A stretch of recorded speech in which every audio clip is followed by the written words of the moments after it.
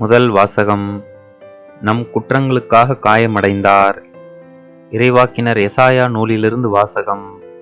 அதிகாரம் 52, இறைவசனங்கள் 13 முதல் அதிகாரம் 53, இறைவசனங்கள் 12 முடிய. இதோ என் ஊழியர் சிறப்படைவார், அவர் மேன்மைப்படுத்தப்பட்டு உயர்த்தப்பட்டு பெரிதும் ஆட்சி உறுவார். அவரை கண்ட பலர் திகைப்புற்றனர். அவரது தோற்றம் பெரிதும் உருக்குலைந்ததால் மனித சாயலே அவருக்கு இல்லாதிருந்தது. மானிடரின் உருவமே அவருக்கு இல்லை. அவ்வாறே அவர் பல பிற இனத்தாரை அதிர்ச்சிக்குள்ளாக்குவார். அரசர்களும் அவரை முன்னிட்டு வாய்ப்பொத்தி நிற்பர். ஏனெனில் தங்களுக்கு சொல்லப்படாததை அவர்கள் காண்பர், தாங்கள் கேள்விப்படாததை அவர்கள் புரிந்து கொள்வர். நாங்கள் அறிவித்ததை நம்பியவர் யார்? ஆண்டவரின் ஆற்றல் யாருக்கு வெளிப்பட்டது? இளந்தளிர் போலும் வறண்ட நில வேர் போலும் ஆண்டவர் முன்னிலையில் அவர் வளர்ந்தார். நாம் பார்ப்பதற்கேற்ற அமைப்போ அவருக்கில்லை, நாம் விரும்பத்தக்க தோற்றமும் அவருக்கில்லை. அவர் இகழப்பட்டார், மனிதரால் புறக்கணிக்கப்பட்டார், வேதனையுற்ற மனிதராய் இருந்தார், நோயுற்று நலிந்தார். காண்போர் தம் முகத்தை மூடிக்கொள்ளும் நிலையில் அவர் இருந்தார். அவர் இழிவுபடுத்தப்பட்டார், அவரை நாம் மதிக்கவில்லை. மெய்யாகவே அவர் நம் பிணிகளை தாங்கிக் கொண்டார், நம் துன்பங்களை சுமந்து கொண்டார். நாமோ அவர் கடவுளால் வதைக்கப்பட்டு நொறுக்கப்பட்டவர் என்றும் சிறுமைப்படுத்தப்பட்டவர் என்றும் எண்ணினோம். அவரோ நம் குற்றங்களுக்காக காயமடைந்தார், நம் தீச்செயல்களுக்காக நொறுக்கப்பட்டார். நமக்கு நிறைவாழ்வை அளிக்க அவர் தண்டிக்கப்பட்டார். அவர் தம் காயங்களால் நாம் குணமடைகின்றோம். ஆடுகளைப் போல் நாம் அனைவரும் வழி தவறி அலைந்தோம். நாம் எல்லாரும் நம் வழியே நடந்தோம். ஆண்டவரோ நம் அனைவரின் தீச்செயல்களையும் அவர் மேல் சுமத்தினார். அவர் ஒடுக்கப்பட்டார், சிறுமைப்படுத்தப்பட்டார், ஆயினும் அவர் தம் வாயை திறக்கவில்லை. அடிப்பதற்கு இழுத்துச் செல்லப்பட்ட ஆட்டுக்குட்டி போலும், உரோமம் கத்தரிப்போர் முன்னிலையில் கத்தாத செம்மறி போலும் அவர் தம் வாயை திறவாதிருந்தார். அவர் கைது செய்யப்பட்டு திருப்பிடப்பட்டு இழுத்துச் செல்லப்பட்டார். அவருக்கு நேர்ந்ததை பற்றி அக்கறை கொண்டவர் யார்? ஏனெனில் வாழ்வோர் உலகினின்று அவர் அகற்றப்பட்டார். என் மக்களின் குற்றத்தை முன்னிட்டு கொலையுண்டார். வன்செயல் எதுவும் அவர் செய்ததில்லை, வஞ்சனை எதுவும் அவர் வாயில் இருந்ததில்லை. ஆயினும் தீயவரிடையே அவருக்கு கல்லறை அமைத்தார்கள். செத்தபோது அவர் செல்வரோடு இருந்தார். அவரை நொறுக்கவும் நோயால் வதைக்கவும் ஆண்டவர் திருவுளம் கொண்டார். அவர் தம் உயிரை குற்றநீக்க பலியாக தந்தார். எனவே தம் வழிமரபு கண்டு நீடு வாழ்வார். ஆண்டவரின் திருவுளம் அவர் கையில் சிறப்புறும். அவர் தம் துன்ப வாழ்வின் பயனை கண்டு நிறைவடைவார். நேரியவராகிய என் ஊழியர் தம் அறிவால் பலரை நேர்மையாளராக்குவார். அவர்களின் தீச்செயல்களை தாமே சுமந்து கொள்வார். ஆதலால் நான் அவருக்கு மதிப்பு மிக்கவரிடையே சிறப்பளிப்பேன். அவரும் வலியவரோடு கொள்ளை பொருளை பங்கிடுவார். ஏனெனில் அவர் தம்மையே சாவுக்கு கையளித்தார். கொடியவருள் ஒருவராக கருதப்பட்டார். ஆயினும் பலரின் பாவத்தை சுமந்தார். கொடியோருக்காக பரிந்து பேசினார். இது ஆண்டவரின் அருள்வாக்கு. இறைவா, உமக்கு நன்றி. இரண்டாம் வாசகம். கீழ்ப்படிதலை கற்றுக்கொண்டார். தமக்கு கீழ்ப்படிவோர் அனைவரும் என்றென்றும் மீட்படைய காரணமானார். எபிரேயருக்கு எழுதப்பட்ட திருமுகத்திலிருந்து வாசகம். அதிகாரம் 4, இறைவசனங்கள் 14 முதல் 16 முடிய மற்றும் அதிகாரம் 5, இறைவசனங்கள் 7 முதல் 9 முடிய. வானங்களை கடந்து சென்ற இறைமகனாகிய இயேசுவை நாம் தனிப்பெரும் தலைமை குருவாக கொண்டுள்ளதால் நாம் அறிக்கையிடுவதை விடாது பற்றி கொள்வோமாக. ஏனெனில் நம் தலைமை குரு நம்முடைய வலுவின்மையை கண்டு இரக்கம் காட்ட இயலாதவர் அல்ல. மாறாக எல்லா வகையிலும் நம்மைப் போல சோதிக்கப்பட்டவர், எனினும் பாவம் செய்யாதவர். எனவே நாம் இரக்கத்தை பெறவும் ஏற்ற வேளையில் உதவக்கூடிய அருளை கண்டடையவும் அருள் நிறைந்த இறை அரியணையை துணிவுடன் அணுகிச் செல்வோமாக. அவர் இவ்வுலகில் வாழ்ந்த காலத்தில் தம்மை சாவிலிருந்து காப்பாற்ற வல்லவரை நோக்கி உரத்த குரல் எழுப்பி கண்ணீர் சிந்தி மன்றாடி வேண்டினார். அவர் கொண்டிருந்த இறைப்பற்று கலந்த அச்சத்தை முன்னிட்டு கடவுள் அவருக்கு செவிசாய்த்தார். அவர் இறைமகனாயிருந்தும் துன்பங்கள் வழியே கீழ்ப்படிதலை கற்றுக்கொண்டார். அவர் நிறைவுள்ளவராகி தமக்கு கீழ்ப்படிவோர் அனைவரும் என்றென்றும் மீட்படைய காரணமானார். இது ஆண்டவரின் அருள்வாக்கு. இறைவா, உமக்கு நன்றி. நற்செய்தி வாசகம். யோவான் எழுதியபடி நம் ஆண்டவராகிய இயேசு கிறிஸ்துவின் திருப்பாடுகள். அதிகாரம் 18, இறைவசனங்கள் 1 முதல் அதிகாரம் 19, இறைவசனங்கள் 42 முடிய. இயேசு தம் சீடர்களோடு கெதரோன் என்னும் நீரோடையை கடந்து சென்றார். அங்கே ஒரு தோட்டம் இருந்தது. தம் சீடர்களோடு இயேசு அதில் நுழைந்தார். அவரை காட்டிக் கொடுத்த யூதாசுக்கு அந்த இடம் தெரியும். ஏனெனில் இயேசுவும் அவருடைய சீடர்களும் அடிக்கடி அங்கு கூடுவர். படைப்பிரிவினரையும் தலைமை குருக்களும் பரிசேயரும் அனுப்பிய காவலர்களையும் கூட்டிக் கொண்டு யூதாசு விளக்குகளோடும் பந்தங்களோடும் படைக்கலங்களோடும் அங்கே வந்தான். தமக்கு நிகழப்போகிற அனைத்தையும் இயேசு அறிந்து அவர்கள் முன் சென்று, யாரை தேடுகிறீர்கள் என்று கேட்டார். அவர்கள் மறுமொழியாக, நாசரேத்து இயேசுவை தேடுகிறோம் என்றார்கள். இயேசு, நான் தான் என்றார். அவரை காட்டிக் கொடுத்த யூதாசும் அவர்களோடு நின்று கொண்டிருந்தான். நான் தான் என்று இயேசு அவர்களிடம் சொன்னதும் அவர்கள் பின்வாங்கி தரையில் விழுந்தார்கள். யாரை தேடுகிறீர்கள் என்று இயேசு மீண்டும் அவர்களிடம் கேட்டார். அவர்கள் நாசரேத்து இயேசுவை தேடுகிறோம் என்றார்கள். இயேசு அவர்களை பார்த்து, நான் தான் என்று உங்களிடம் சொன்னேனே. நீங்கள் என்னை தேடுகிறீர்கள் என்றால் இவர்களை போக விடுங்கள் என்றார். நீர் என்னிடம் ஒப்படைத்தவர்களுள் எவரையும் நான் இழந்துவிடவில்லை என்று அவரே கூறியிருந்தது இவ்வாறு நிறைவேறியது. சீமோன் பேதுருவிடம் ஒரு வாள் இருந்தது. அவர் அதை உருவி தலைமை குருவின் பணியாளரை தாக்கி அவரது வலக்காதை வெட்டினார். அப்பணியாளரின் பெயர் மால்கு. இயேசு பேதுருவிடம், வாளை உறையில் போடு. தந்தை எனக்கு அளித்த துன்பக் கிண்ணத்திலிருந்து நான் குடிக்காமல் இருப்பேனோ என்றார். படைப்பிரிவினரும் ஆயிரத்தவர் தலைவரும் யூதர்களின் காவலர்களும் இயேசுவை பிடித்து கட்டி முதலில் அவரை அன்னாவிடம் கொண்டு சென்றார்கள். ஏனெனில் அந்த ஆண்டில் தலைமை குருவாய் இருந்த கயபாவுக்கு அவர் மாமனார். இந்த கயபாதான் மக்களுக்காக ஒருவர் மட்டும் இறப்பது நல்லது என்று யூதர்களுக்கு ஆலோசனை கூறியவர். சீமோன் பேதுருவும் மற்றொரு சீடரும் இயேசுவை பின்தொடர்ந்து வந்தனர். அந்த சீடர் தலைமை குருவுக்கு அறிமுகமானவர். ஆகவே இயேசுவுடன் தலைமை குருவின் மாளிகை முற்றத்தில் நுழைந்தார். பேதுரு வெளியில் வாயிலருகே நின்று கொண்டிருந்தார். அப்போது தலைமை குருவுக்கு அறிமுகமாயிருந்த அந்த சீடர் வெளியே வந்து வாயில் காவலரிடம் சொல்லி பேதுருவை உள்ளே கூட்டிச் சென்றார். வாயில் காவல் செய்த அப்பணிப்பெண் பேதுருவிடம், நீயும் இம்மனிதனுடைய சீடருள் ஒருவன்தானே என்று கேட்டார். பேதுரு இல்லை என்றார். அப்போது குளிராய் இருந்ததால் பணியாளர்களும் காவலர்களும் கரியினால் தீ மூட்டி அங்கே நின்று குளிர் காய்ந்து கொண்டிருந்தார்கள். பேதுருவும் சென்று அவர்களோடு நின்று குளிர் காய்ந்து கொண்டிருந்தார். தலைமை குரு இயேசுவின் சீடர்களை பற்றியும் அவருடைய போதனையை பற்றியும் அவரிடம் கேட்டார்.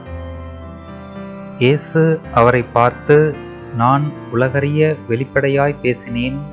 யூதர் அனைவரும் கூடிவரும் தொழுகை கூடங்களிலும் கோவிலிலும்தான் எப்போதும் கற்பித்து வந்தேன். நான் மறைவாக எதையும் பேசியதில்லை. ஏன் என்னிடம் கேட்கிறீர்? நான் பேசியதை கேட்டுக்கொண்டிருந்தவர்களிடம் கேட்டுப்பாரும். நான் என்ன சொன்னேன் என அவர்களுக்கு தெரியுமே என்றார். அவர் இப்படி சொன்னதால் அங்கு நின்று கொண்டிருந்த காவலருள் ஒருவர், தலைமை குருவுக்கு இப்படியா பதில் கூறுகிறாய் என்று சொல்லி இயேசுவின் கன்னத்தில் அறைந்தார். இயேசு அவரிடம், நான் தவறாக பேசியிருந்தால் தவறு என்னவென காட்டும், சரியாக பேசியிருந்தால் ஏன் என்னை அடிக்கிறீர் என்று கேட்டார். அதன்பின் அன்னா அவரை கட்டப்பட்ட நிலையில் தலைமை குரு கயபாவிடம் அனுப்பினார். சீமோன் பேதுரு அங்கு நின்று குளிர்காய்ந்து கொண்டிருந்தார். அப்போது அங்கு இருந்தவர்கள் அவரிடம், நீயும் அவனுடைய சீடர்களுள் ஒருவன்தானே என்று கேட்டனர். அவர் இல்லை என்று மறுதலித்தார். தலைமை குருவின் பணியாளருள் ஒருவர், நான் உன்னை தோட்டத்தில் அவரோடு பார்க்கவில்லையா என்று கேட்டார். பேதுருவால் காது வெட்டப்பட்டவருக்கு இவர் உறவினர். பேதுரு மீண்டும் மறுதலித்தார். உடனே சேவல் கூவிற்று. அதன்பின் அவர்கள் கயபாவிடமிருந்து ஆளுநர் மாளிகைக்கு இயேசுவை கொண்டு சென்றார்கள். அப்போது விடியற்காலம். பாஸ்கா உணவை உண்ணும் முன் தீட்டுப்படாமல் இருக்க ஆளுநர் மாளிகையில் அவர்கள் நுழையவில்லை. எனவே பிலாத்து வெளியே அவர்களிடம் வந்து, நீங்கள் இந்த ஆளுக்கு எதிராக கூறும் குற்றச்சாட்டு என்ன என்று கேட்டார். அதற்கு அவர்கள், இவன் குற்றம் செய்யாதிருந்தால் இவனை நாங்கள் உம்மிடம் ஒப்புவித்திருக்க மாட்டோம் என்றார்கள். பிலாத்து அவர்களிடம், நீங்கள் இவனை கொண்டு போய் உங்கள் சட்டப்படி இவனுக்கு தீர்ப்பு வழங்குங்கள் என்றார். யூதர்கள் அவரிடம், சட்டப்படி நாங்கள் யாருக்கும் மரண தண்டனை விதிக்க முடியாது என்றார்கள். இவ்வாறு தாம் எப்படிப்பட்ட சாவுக்கு உட்படப் போகிறார் என்பதை குறிப்பிட்டு இயேசு கூறியிருந்ததை நிறைவேறச் செய்தார்கள். பிலாத்து மீண்டும் ஆளுநர் மாளிகைக்குள் சென்று இயேசுவை கூப்பிட்டு அவரிடம், நீ யூதரின் அரசனா என்று கேட்டான். இயேசு மறுமொழியாக, நீராக இதை கேட்கிறீரா, அல்லது மற்றவர்கள் என்னை பற்றி உம்மிடம் சொன்னதை வைத்து கேட்கிறீரா என்று கேட்டார். அதற்கு பிலாத்து, நான் ஒரு யூதனா என்ன? உன் இனத்தவரும் தலைமை குருக்களும் தானே உன்னை என்னிடம் ஒப்புவித்தார்கள். நீ என்ன செய்தாய் என்று கேட்டான். இயேசு மறுமொழியாக, எனது ஆட்சி இவ்வுலக ஆட்சி போன்றதல்ல. அது இவ்வுலக ஆட்சி போன்றதாய் இருந்திருந்தால் நான் யூதர்களிடம் காட்டிக் கொடுக்கப்படாதவாறு என் காவலர்கள் போராடியிருப்பார்கள். ஆனால் என் ஆட்சி இவ்வுலக ஆட்சி போன்றதல்ல என்றார். பிலாத்து அவரிடம், அப்படியானால் நீ அரசன்தானோ என்று கேட்டான். அதற்கு இயேசு, அரசன் என்று நீர் சொல்கிறீர். உண்மையை எடுத்துரைப்பதே என் பணி. இதற்காகவே நான் பிறந்தேன். இதற்காகவே உலகிற்கு வந்தேன். உண்மையை சார்ந்தவர் அனைவரும் என் குரலுக்கு செவி சாய்க்கின்றனர் என்றார். பிலாத்து அவரிடம், உண்மையா, அது என்ன என்று கேட்டார். இப்படி கேட்டபின் பிலாத்து மீண்டும் யூதரிடம் சென்று, இவனிடம் நான் குற்றம் ஒன்றும் காணவில்லையே என்றான். மேலும் பாஸ்கா விழாவின் போது உங்கள் விருப்பப்படி ஒரு கைதியை விடுதலை செய்யும் வழக்கம் உண்டே. யூதரின் அரசனாகிய இவனை நான் விடுதலை செய்யட்டுமா? உங்கள் விருப்பம் என்ன என்று கேட்டான். அதற்கு அவர்கள், இவன் வேண்டாம், பரபாவையே விடுதலை செய்யும் என்று மீண்டும் கத்தினார்கள். அந்த பரபா ஒரு கள்வன். பின்னர் பிலாத்து இயேசுவை சாட்டையால் அடிக்கச் செய்தான். வீரர்கள் ஒரு முள்முடி பின்னி அவர் தலையின் மேல் வைத்து செந்நிற மேலுடையை அவருக்கு அணிவித்தார்கள். அவரிடம் வந்து, யூதரின் அரசே வாழ்க என்று சொல்லி அவருடைய கன்னத்தில் அறைந்தார்கள்.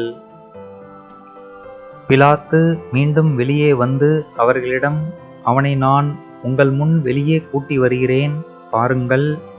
அவனிடம் நான் குற்றம் ஒன்றும் காணவில்லை என்பதை அறிந்து கொள்ளுங்கள் என்றான். இயேசு முள்முடியும் செந்நிற மேலுடையும் அணிந்தவராய் வெளியே வந்தார். பிலாத்து அவர்களிடம், இதோ மனிதன் என்றான்.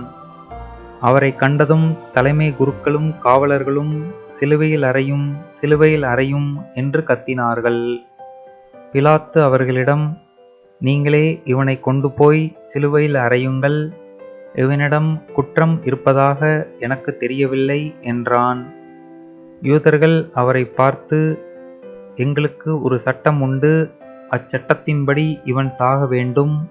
ஏனெனில் இவன் தன்னையே இறைமகன் என உரிமை கொண்டாடுகிறான் என்றனர்.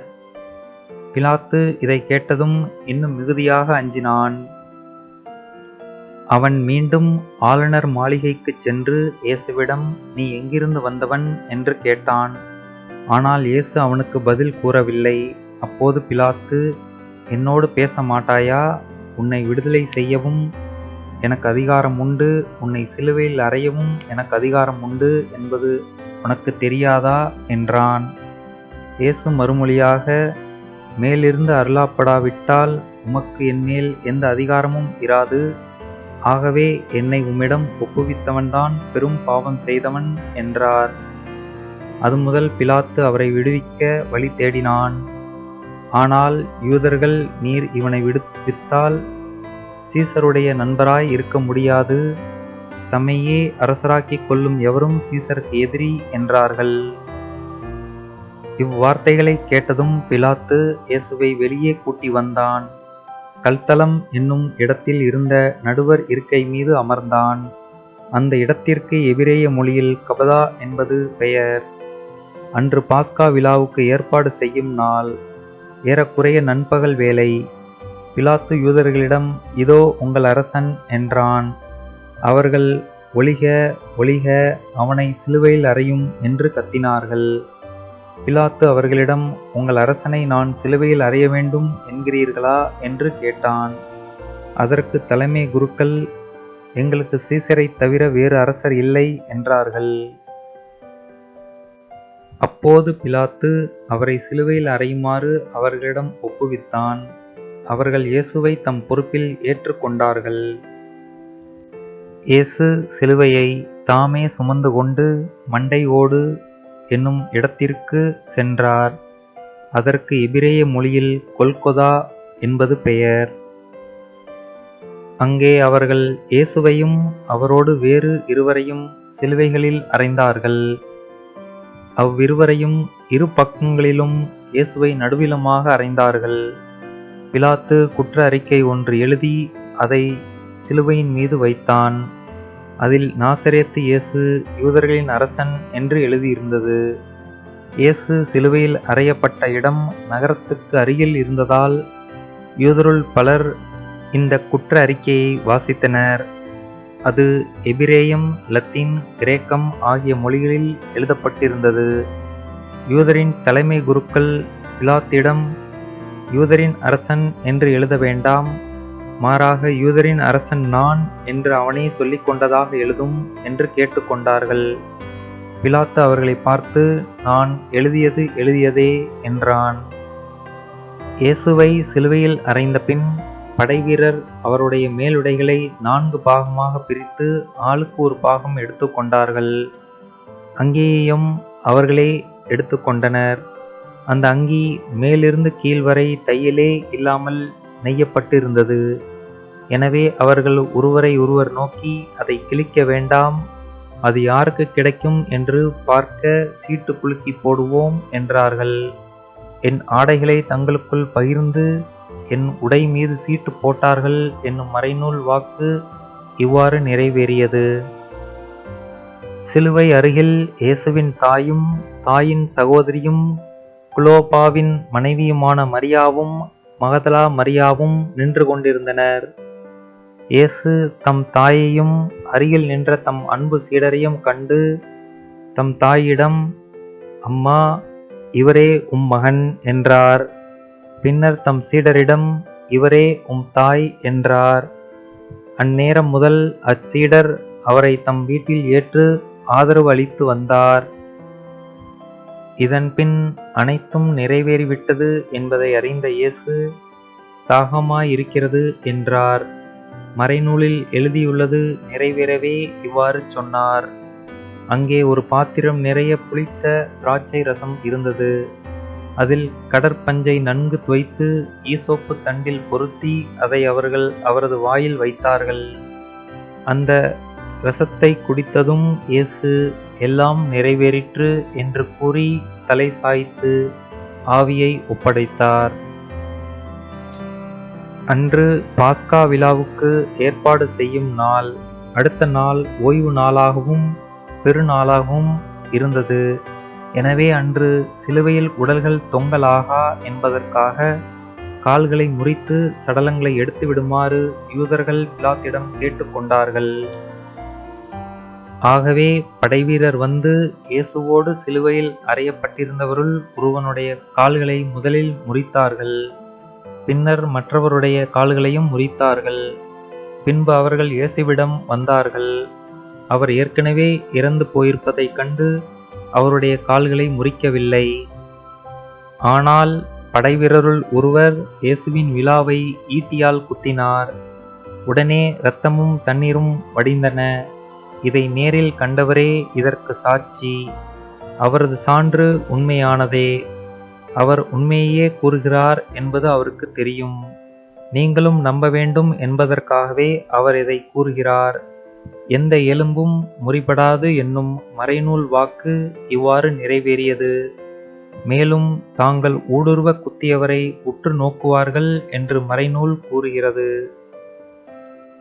அரிமத்தியா ஊரைச் சேர்ந்த யோசேப்பு என்பவர் இயேசுவின் சீடர்களுள் ஒருவர்.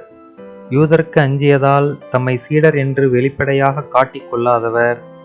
அவர் இயேசுவின் உடலை எடுத்து கொண்டு போக பிலாத்திடம் அனுமதி கேட்டார். பிலாத்தும் அனுமதி கொடுத்தான்.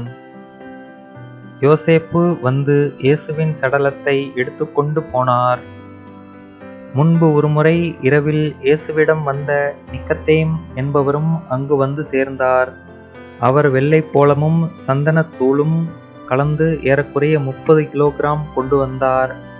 அவர்கள் இயேசுவின் உடலை எடுத்து யூத அடக்க முறைப்படி நறுமண பொருட்களுடன் துணிகளால் சுற்றி கட்டினார்கள். அவர் சிலுவையில் அறையப்பட்டிருந்த இடத்தில் ஒரு தோட்டம் இருந்தது. அங்கே புதிய கல்லறை ஒன்று இருந்தது. அதில் அதுவரை யாரும் அடக்கம் செய்யப்படவில்லை. அன்று பாஸ்கா விழாவுக்கு ஆயத்த நாளாய் இருந்ததாலும் அக்கல்லறை அருகில் இருந்ததாலும் அவர்கள் இயேசுவை அதில் அடக்கம் செய்தார்கள்.